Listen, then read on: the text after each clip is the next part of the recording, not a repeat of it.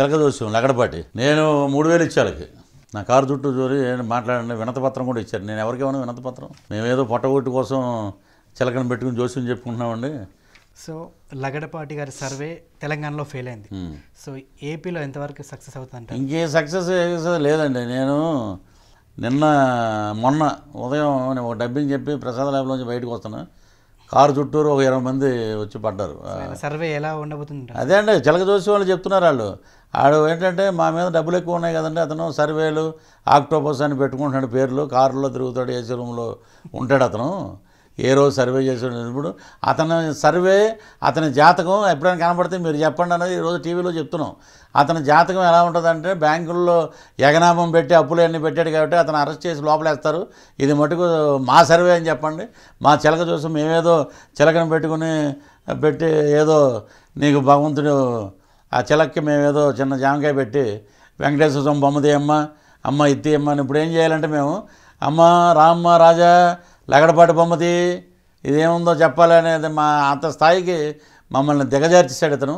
మా మనోభావాలు దెబ్బతిన్నాయి. దయచేసి ఏమైనా డబ్బులు ఉంటే ఇవ్వండి సార్, ఇవన్నీ ప్రింటింగ్ చేసి అక్కడెక్కడ పెడతాం. ఇటువంటి చిలక జోషుడు కొత్తగా వచ్చాడు, అతని గురించి మేము చెప్తామని చెప్పి పోస్టర్లు వేయించుకుని పెట్టుకుంటాం మేము కూర్చున్న చోట అన్నారు. అదేంటి అతని నిబద్ధత. అక్కడ మనం పార్లమెంటులో ఉన్నప్పుడు ఎంపీగా ఉన్నప్పుడు విజయవాడలో అమరనాథ చేసి అర్ధరాత్రి పారిపోయి ఇక్కడి నుంచి విజువల్స్ అప్పుడు మీరు చూసే ఉంటారు. నిమ్స్ హాస్పిటల్లోకి పరిగెట్టి వెళ్ళి ఎగిరి బెడ్ మీద అలా పడుకున్నాడు. అలాగే పోలీసు వాళ్ళు వచ్చి ఆగిపోయారన్నమాట. ఇవన్నీ డ్రామాలు, పెప్పర్ స్ప్రేలు. అతనికి ఒక చరిత్ర ఉందండి. అది మనం కిరణ్ కుమార్ రెడ్డి గారికి బంతి చేతిలో ఉంది, క్రికెటర్ అతను. ఆఖరి బంతి నా చేతిలో ఉంది అన్నాడు. గవర్నమెంట్ ఎడిపోయింది. మరి ఆంధ్ర రాష్ట్రాన్ని ఎడగొట్టిన తొలి ముఖ్యమంత్రి ఆఖరి ముఖ్యమంత్రి ఆయనే. అదొక చరిత్ర. చార్మినార్ ఉంది మన హైదరాబాద్, అదొక చరిత్ర.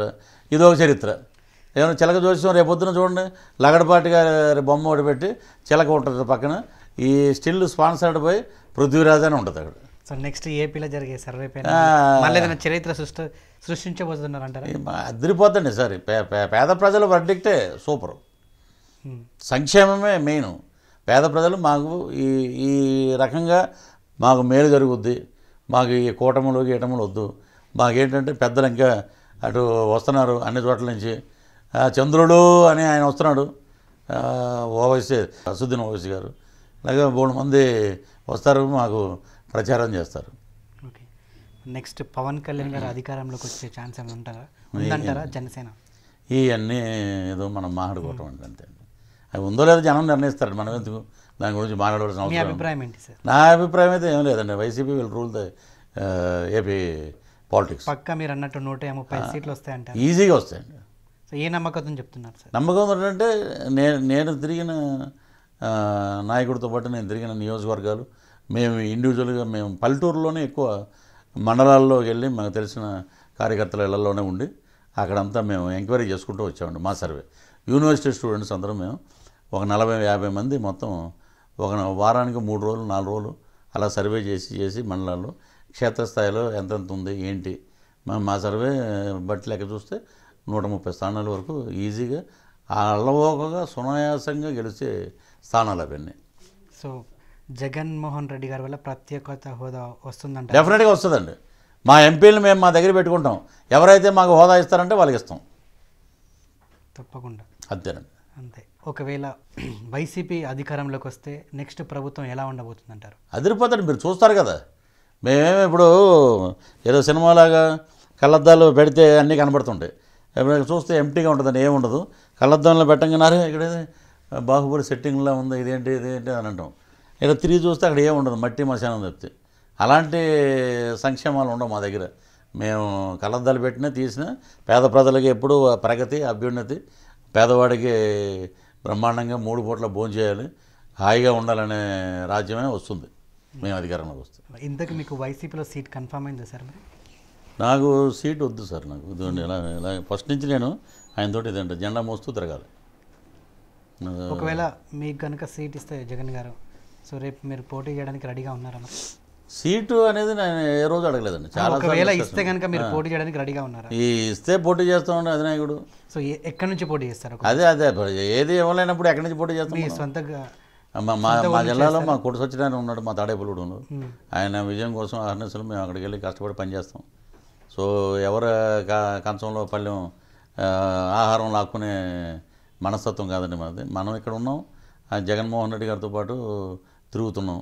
వాళ్ళ నియోజకవర్గంలో సంవత్సరాల నుంచి పనిచేస్తున్నారు. మనం వెళ్ళిపోయి లాస్ట్ మినిట్లో ఈ సీటు మాది అధినాయకుడు చెప్పారని అలాంటివి చేయమండి. అది ఓకే. ఒకవేళ మీరు ఎమ్మెల్యే అయితే మీరు ముందుగా చేసే కార్యక్రమం ఏంటి సార్, చేపట్టే కార్యక్రమం ఏంటి? అసలు నాకు వద్దే అంటున్నాం మీరు. ఒకవేళ అయితే మళ్ళీ ఇప్పుడు ఏదో బండ గణేష్ లాగా భరతాను నేను అని జనాలు అని ఉమ్మూస్తున్నారు, ఇంకా కనపట్ల అతను. అవి మనకెందుకు? ఇప్పుడు జెండా మోసే కార్యకర్తగా ఉండటానికే ఇష్టపడతాను నేను. ఇంకొక ఆయన బ్లేడ్ గణేష్, బ్లేడ్ బాబ్జీలాగా బ్లేడ్ గణేష్. అది ఛాలెంజ్ చేసి వాళ్ళ యాంకర్ ఏదైనా మాట్లాడితే మీకు తెలీదు, మీకు వస్తుంది. ఎలా వస్తుంది అంటే వస్తుంది అంతే. కేసీఆర్ ఎలాంటి కేటీఆర్ ఎలాంటి ఆడిని ఈడిని మొత్తం దుమ్ము దులిపినట్టు మాట్లాడాడు. అసలు ఎలాంటి మాటలు మాట్లాడాడు, అతను ఎందుకు మాట్లాడాడు, ఎలా పర్వర్ట్ అయ్యాడో భగవంతుడు చెప్పాలి. ఉత్తమ్ కుమార్ రెడ్డి గారి ఇంటికి వెళ్ళి పొద్దున పూట కూర్చుని ఆ రిజల్ట్ వచ్చే రోజున మోదో టీవీ వాళ్ళు ఒక బ్లేడ్ ప్యాకెట్, ఒక పుల్లారెడ్డి ప్యాకెట్ రెండు పట్టు కూర్చున్నారు. ఎంతసేపు బయటికి రావట్లే. ఈ కథనాలు అయిపోయినాయి కామెడీ టైపులో. ఈరోజు ఈ 5 ఏళ్ల కాలంలో టీఆర్ఎస్ పరిపాలించే కాలంలో నువ్వు ఎక్కడికైనా గుడికి వెళ్తావు ఫ్యామిలీతోటి, రే ఈడరా బఫూన్ గారు బ్లేడ్ బాబ్జీ అని అంటారా బయట. ఇవన్నీ ఉత్తర కుమారుడు ప్రగల్భాలలాగా ఆయన కూడా చేశారు. ఆయన కూడా నీట్గా రాకముందే ప్రమాణ స్వీకారం బాగా చేశారండి మొత్తం. ఇప్పుడు ఇవన్నీ చేశారు, ఓడిపోయారు, ఘోరంగా ఓడిపోయారు. అసలు నిజంగా బండ్ల గణేష్ గారికి రాజకీయ అనుభవం ఉందా సార్? ఏముందండి, కోళ్ళ ఫారం అనుభవం ఉందండి ఆయనకి. కోళ్ళ ఫారం బిజినెస్ బాగా చేస్తారు, ఆయన సినిమా బిజినెస్ బాగా చేస్తారు. 100 మాటలు అమ్ముతాడు, 100 మాటలు కొంటాడు. రాజకీయానికి ఇదే అంటే రాజకీయం. నేను ఇచ్చేస్తాను. కేసీఆర్ గురించి ఏం తెలిసిన మాట్లాడాడు ఈయన. అసలు ఏంది, అసలు తెలంగాణ కాదుగా. నువ్వు ఎక్కడో గుంటూరు జిల్లా నుంచి వచ్చినాడు. నువ్వేమో కేసీఆర్ గారి గురించి మాట్లాడి, కేటీఆర్ గారి గురించి మాట్లాడి, అది కరెక్ట్ కాదండి. ప్రజలు తీర్పిచ్చారు. ఇవన్నీ పెద్ద పరిగణలో తీసుకోవాల్సిన అవసరం లేదండి. అండ్ ఇంకొకటి అంటే ఒకవేళ కాంగ్రెస్ అధికారంలోకి రాకపోతే అదే రోజు నేను అంటే బ్లేడ్తో కోసేసుకుంటాను గొంతు అని చెప్పాను. నేను అంజన్ కుమార్ గారికి నేను టీవీ ముఖంగా చెప్పానండి, కమిషనర్ గారికి. ఒక పౌరుని కాపాడుకునే బాధ్యత మంది. అతను ఏదో తెంగరగా మాట్లాడాడు. తెంగరోడు అంటారు మా పక్క. తెంగరగా మాట్లాడినా అతను ఒక ప్రొడ్యూసర్ అండి. మాకు ఎడితిరిగి వేషాలు ఇవ్వడం ఇలా అడుగుతున్నాం కాబట్టి చుట్టుపక్కల ఎవరైనా కార్మికులు వీళ్ళందరూ బాగుపడతారు కదా, 24 క్రాఫ్ట్స్ తను కాపాడదామండి. ఆ బ్లేడ్ ఉత్తమ్ కుమార్ గారు వస్తే ఆయన గడ్డం చేసుకుంటారు. సార్ ఇప్పుడు మీకు బండ్ల గణేష్ గారు రాజకీయంగా కాకుండా జనరల్గా అయితే మీకు మంచి మిత్రుడే, జనరల్ కలుస్తుంటారు. మంచి మిత్రుడు అంటే మేమేమి దోస్తు మేరా దోస్తు తూ హై మేరీ జాన్ అని అలా లేవండి. కనబడితే ఏమండి బాగున్నావు, ప్రొడ్యూసర్ గారు బాగున్నారంట. నేను ప్రొడ్యూసర్ గారు బాగున్నారంట. సినిమాలో మీరు ఎన్ని చేశారు సార్? ఒకటే చేశారు. జనరల్ అయితే మీరు బాగానే మాట్లాడుకుంటారు కదా. బాగానే అంటే ఓ అని ఉండదండి. ఏది ఇప్పుడు మీకు సినిమాకి ఎంతవరకు ఉంటుంది అంతవరకు 80%లోనే మాట్లాడతారు. వీటితోటి మనకి ఏం అవసరం. బండ్ల గణేష్ అన్నాడు, నేను తలుచుకుంటే ట్రంప్తో ఒకటి ఫోటో దిగుతానండి. బండ్ల గణేష్ ఇప్పుడు ట్రంప్ తీసుకొచ్చి ఏం చేస్తానండి ఇక్కడ? ఏదో దేశ రాజకీయాలు, అక్కడ ఒక పాలసీ ఉంటుంది. నిజంగా ప్రజలు కూడా అంటున్నారు సార్, బండ్ల గణేష్ గారు కనుక ఒకవేళ ఎమ్మెల్యే అయితే ఆ నియోజకవర్గ ప్రజలు బీపీ షుగర్లతో లేకుండా హ్యాపీగా ఉంటారని చెప్పి. ఎందుకంటే ఆయన చేసే కామెడీ చూసి ఎలాంటి బీపీ షుగర్లు రావంటున్నారు. అసలు అది కామెడీ కాదండి, అది ఆయన ఏంటో మరి. అది అందరూ కామెడీ అంటే కామెడీలో ఉన్న వాళ్ళందరూ బ్రహ్మానందం గారు కానీ, మేము కానీ, రఘుబాబు కానీ, కృష్ణ భగవాను, ఇవి వచ్చే కామెడియన్స్ అందరూ ఏమవ్వాలి మాకు అర్థం ఉండదు. ఇది నాటే కామెడియన్ అంతే. అతను ఏదంటే ఇప్పుడు సోమవారం శివుడు, మంగళవారం ఆంజనేయ స్వామి, బుధవారం అయ్యప్ప, గురువారం సాయిబాబా, శుక్రవారం అమ్మవారు, శనివారం వెంకటేశ్వర స్వామి, అలాగా ఏదంటే అక్కడికి వెళ్ళి దండం పెట్టింది. పవన్ కళ్యాణ్ గారితో ఒక సీన్ ఉంది. ఆ సీన్కి పెట్టారు. ఆ సీన్కి పెట్టాక బ్రహ్మాండంగా ఆయన పవన్ గారు తెలుసు కాబట్టి బాగా సీన్ బాగా వచ్చింది. బాగా ఒక ఇండస్ట్రియల్ పర్సన్గా నాకు ఒక హెల్ప్ చేస్తారా సార్? చెప్పండి. చేస్తారంటే నేను అడుగుతాను. చెప్పండి, అడగండి. సో దయచేసి, ఎందుకంటే చాలామంది మీడియా మిత్రులు కానివ్వండి, మీడియా వాళ్ళు కానివ్వండి, సో ఆ రోజు బండ్ల గణేష్ గారిని కలుద్దామని చెప్పేసి చాలా ప్రయత్నించారు, కానీ దొరకలేదు. సో ఈరోజు అంటే మీరు ఒక ఇండస్ట్రీ పర్సన్గా నాకు ఒక హెల్ప్ చేయండి. సో దయచేసి బండ్ల గణేష్ గారికి ఈ బ్లేడ్ కొంచెం అందజేయండి సార్. ఈ బ్లేడ్ అండి, ఇది లేజర్. ఇది వాళ్ళు మార్నింగ్ 7 o'clock అన్నారు. అంటే అంతకంటే మించిన బ్రాండ్ సార్ ఇది. పట్టణం దిగిపోతుంది. సో మరి మిత్రుడు అడిగిన దాన్ని బట్టి తెలుసుకున్నది.